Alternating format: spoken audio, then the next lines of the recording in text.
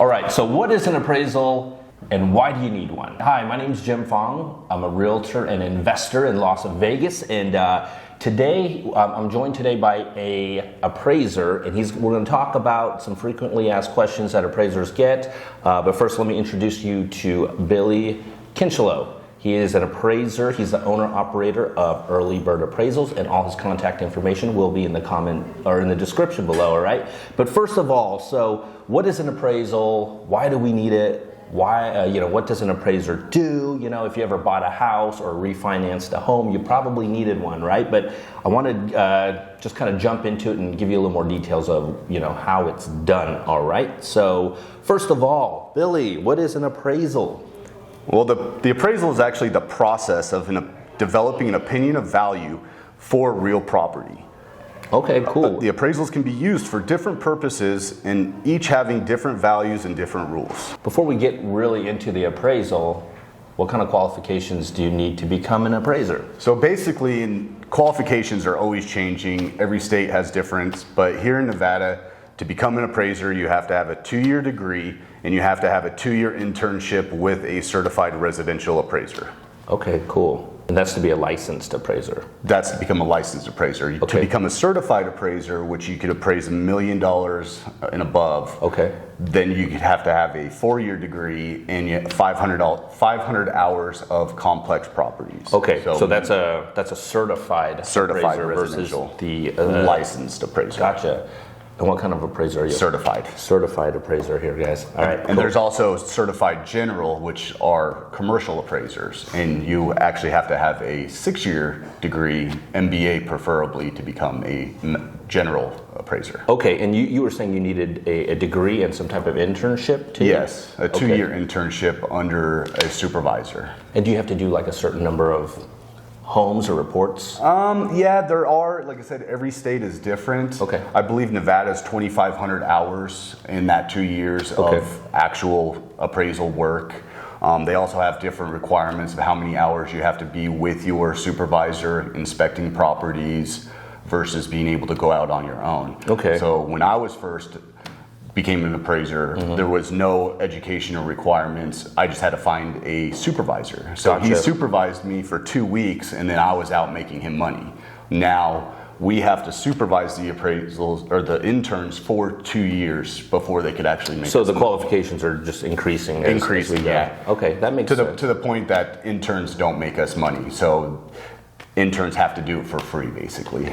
First of all, why do we have appraisals with real estate transactions, first of all? Well, mainly for real estate transactions, it's to get a loan. Right. So you need to get an appraisal in order to obtain a loan from a lender. Okay. So basically nowadays we are there to determine the property that the bank is giving a loan for is adequate, doesn't have any issues, and is worth what they're giving the loan for. Yeah, so what Billy's saying is basically, if you're borrowing money from a bank in the form of a mortgage to buy this property, they just want to ensure that the value of the home is worth at least a certain value compared to what they're lending you. So it's just making sure the collateral is worth what it is, right? Yes. Okay, cool. Yes, but the actual appraisal industry was developed in 1989 to protect the buyers because banks were giving loans to people on properties that weren't worth what they were giving the loan amount for. So appraisals just started happening in 1989? Yes, yeah, for actually being regulated, yes. Wow. They realtors were actually doing appraisals in the 60s, 70s,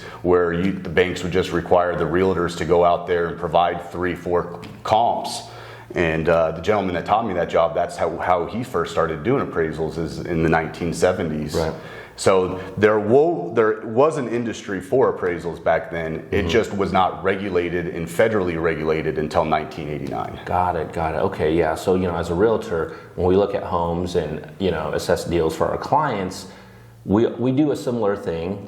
We look at comparable sales, but it's much less detailed than an actual appraisal report. So yes. So I didn't know it started only in '89. Yes, it seems very recently. Comparative market analysis. CMA. Exactly. Yeah. Wish you would have got started sooner, huh? Yeah. So when you're appraising a home, what are some of the things that you take into account in valuing a property? Well, the main thing are the physical aspects of the property: the lot size, the quality, the style, the age of the home, the bedroom count, bathroom count, car storage, and then of course the improvements, the pool, spa, views.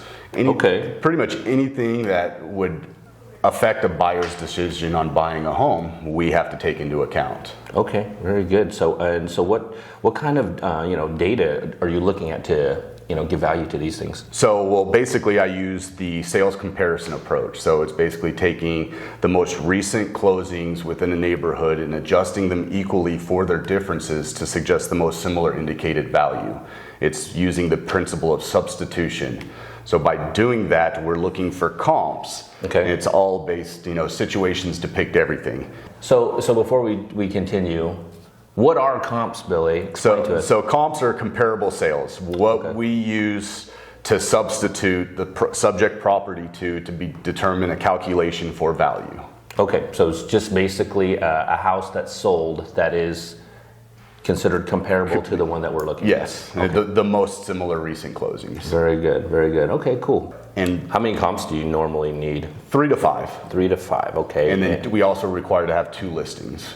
2 active listings that are on the market. Or under contract. Under contract, okay, that works as well too. What about, the distance to these comparable properties? Preferably 1 mile. Okay. However, a lot of appraisers use our best judgment in finding market areas. Mm-hmm. So when we're appraising in Summerlin, for instance, right. Summerlin expands over 3 square miles. Right. So we take into account of that, at least I do. Okay.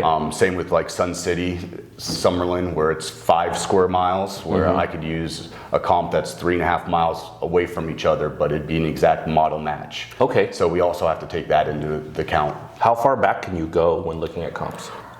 We can go back 12 months. Actually, we can go back to whatever we want. Okay. But the lender's guidelines are at least 12 months. They prefer 6 months. Okay. I prefer 90 days. Okay. So 90 days is the most recent accurate data within our crazy Las Vegas market. How accurate are appraisals actually? They are as accurate as the competency of the appraiser giving it. Okay. So an appraisal, like I said, it could be done for different purposes, different values. Every bank has different supplemental requirements. So the accuracy is basically determined on how competent that appraiser is. Okay. In getting it. So interesting. So if you're working with investors and things like that, we've actually, not just to buy properties, we need an appraisal. So we were working with an investment group before where they had a portfolio of many homes, right?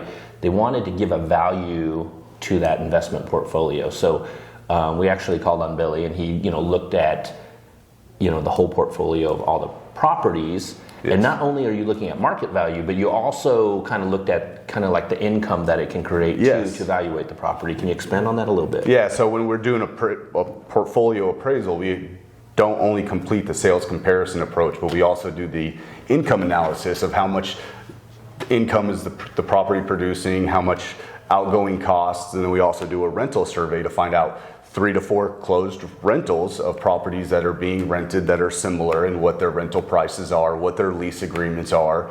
Is it a 6-month lease? Is it a year lease? What's included? Are utilities included? Are furniture included? So, and then we have to determine what our opinion of market rent is. So let's jump back to this rental survey thing. Okay. Right? So when working with investors and they're buying rental properties, right? Yep. That's kind of that's what the rental survey is for, right? You determine how much rent you can collect on it.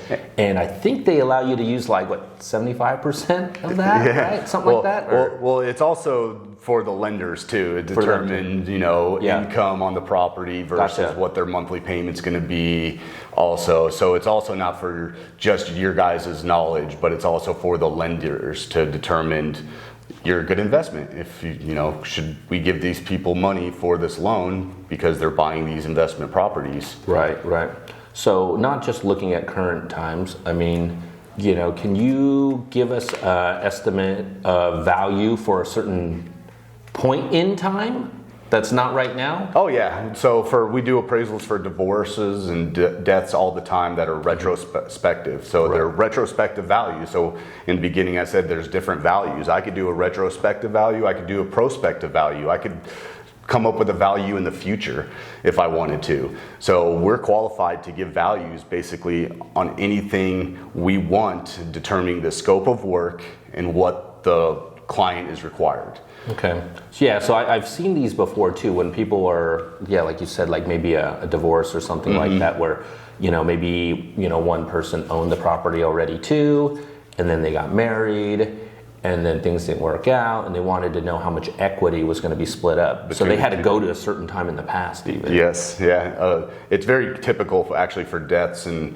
I actually did one that the gentleman died 12 years ago. Wow. And the children lived out of country, so it took them that long to negotiate the trust. Wow. For them to determine the value. So I had to appraise the value 12 back in 2010. years. Yeah.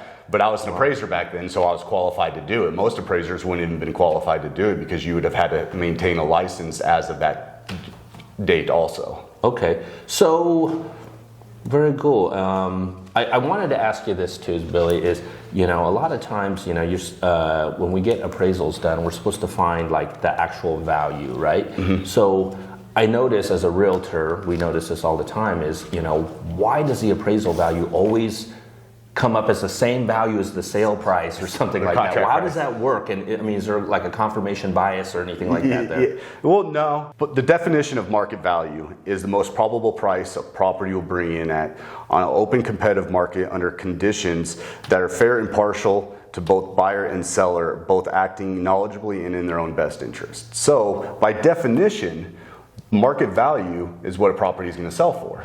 So if a contract is written on a property that's for sale, that was on the open market, and there's comparable sales that bracket that price, why wouldn't our opinion be the contract price? It's a very good point. I guess, And truthfully, we mainly analyze the contract for more of concessions and other stipulations within the purchase that may affect the outcome of our appraisal. So it's not really the value what we're looking at. We're looking at the concessions, the gifts, how much the realtors are making, anything that could offset it, or why is this home selling $40,000 higher than everything else when the realtors are making $25,000, or there's different things that people have done in the past. So is that sometimes why, like, in the industry, a lot of times they say, if it's an FHA mortgage or a VA mortgage, sometimes these values are coming in a little different than, say, a conventional with larger down payments, whatever the case is, all right? Yeah, with that type of FHA and VA is the rumor is, it's lower values, right. There's different stipulations. The only difference between the two is the actual inspection of the appraisal. Okay. When we're completing an appraisal for FHA and for VA, we're actually looking for safety, security, and structural integrity items. Okay. Where in conventional items, we observe everything as is. Gotcha. So we take into consideration minor deferred maintenance, broken window here, which is typical in a 40-year-old home. However, FHA and VA do not fund on anything that has those three S's. So that is the only aspect that is different from a VA to a FHA. And those are national. Those are kind of national rules too, right? Yeah, national. Searching for comparable sales, coming up with a value, analyzing the contract, developing the scope of work. Everything else is exactly the same. For conventional FHA or VA, it's all the same approach to value using the sales comparison approach. In your opinion, do you think it's necessary that we have earthquake straps for our water heaters here in Las Vegas? I do, because the gas lines do not have an emergency shut-off switch. Okay. So if we ever do have a tremor, the water heater falls, there's a gas line that will just continuously spew gas because there is no emergency shut-off at street or within the home. So it's either we develop an emergency gas shut-off or we put earthquake straps. Got it. Fair enough.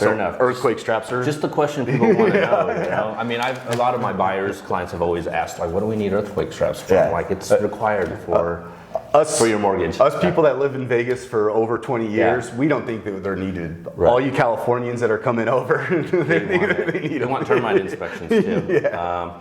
Okay, so You know, do you have like a margin of error, or is there like a buffer range? Like, why is value like always just a precise number? Why isn't it like a range, like approximately this much? And truthfully, it should be. Yeah. Truthfully, an opinion of value should be a range. Right. The people that require it to be an exact number are the banks and the government.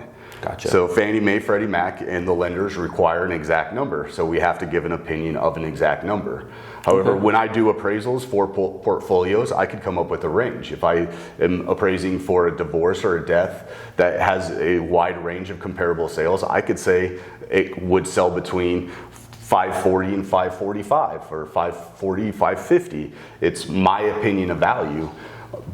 Okay. But it's what is the client looking for? According to the scope of work, the lenders, they need an exact number. So the lenders then require us to come up, and that's why you'll see exact contract prices. Gotcha. Exact.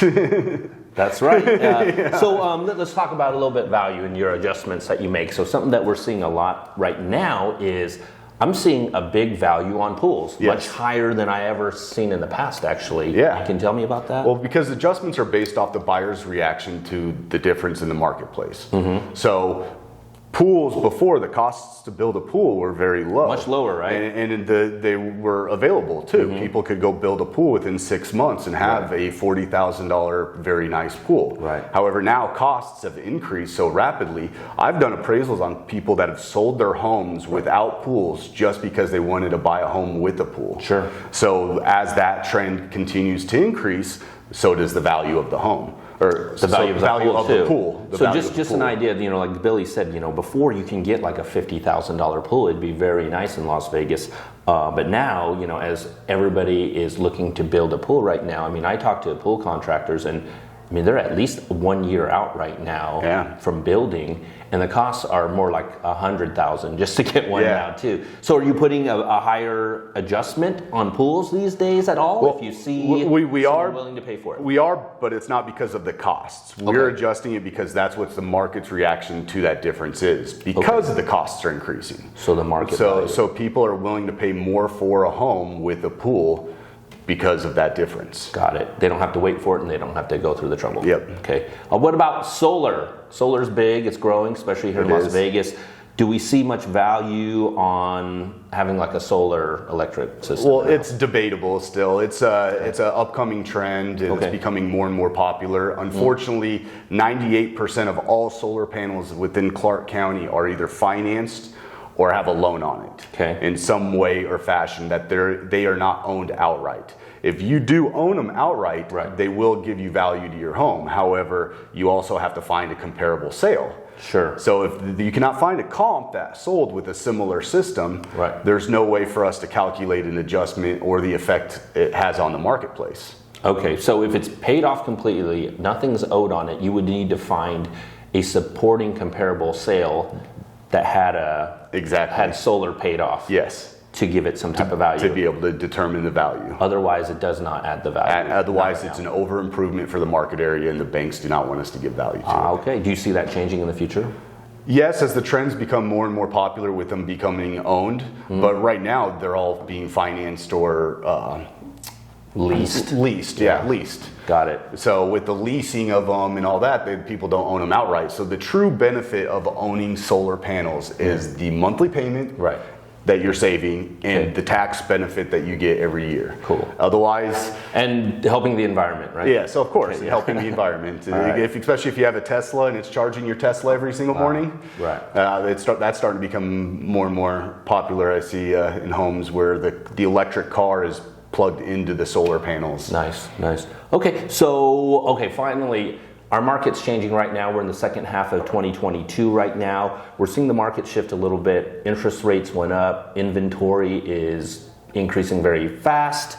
Are you seeing like values coming down yet? Staying the same? What are we seeing? We're seeing a stabilization. Unfortunately, statistical research is all historic in nature. Yeah, we always have to look back. Have to look back. So Truthfully, from what I see in the last 3 weeks, we've made huge changes within the marketplace based off of the increase in interest rates, the amount of available inventory, people reducing their current listing prices, you know, the properties that were listed way above. We're seeing a lot of sellers paying, you know, concessions now to buyers, like closing cost credits and things like that too. Yes. Can you just talk about that just a little bit? Yeah, so concessions are typical within any marketplace. As the trends, you know, as values increase, concessions go away because, you know, sellers do not need to pay it.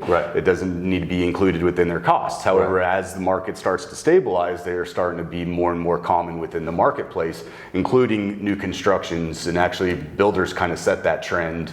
They're the ones that really start concessions, and then resales kind of start taking after. So that's like when builders are offering incentives for closing costs or design center credits and all that. So that's what you see in the resale market too, where the seller will give the buyer, you know, a certain amount. $6,000. You know, typically it's anywhere from 1% to 3%. Do you count that in? Do you take that into account in your appraisal value? I do, because it's all based off the market's reaction. So if we have to find a comp that sold with concessions, if all of my comparable sales are selling with concessions and they're all selling above listing price, because those concessions are being included, that means that's affecting the value of those properties. So you would remove those concessions. We would have to subtract those concessions out. However, if we have a home that sold with, say, $15,000 worth of concessions and all my comparable sales sold with no concessions for the similar value, then that means that $15,000 didn't affect that value.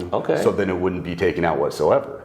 So it's really the market's reaction to that difference. Very good. Okay. Well, hey, thanks for watching our video today about appraisals. If you like this type of content, please be sure to subscribe and like our channel and check out our other videos. Thanks.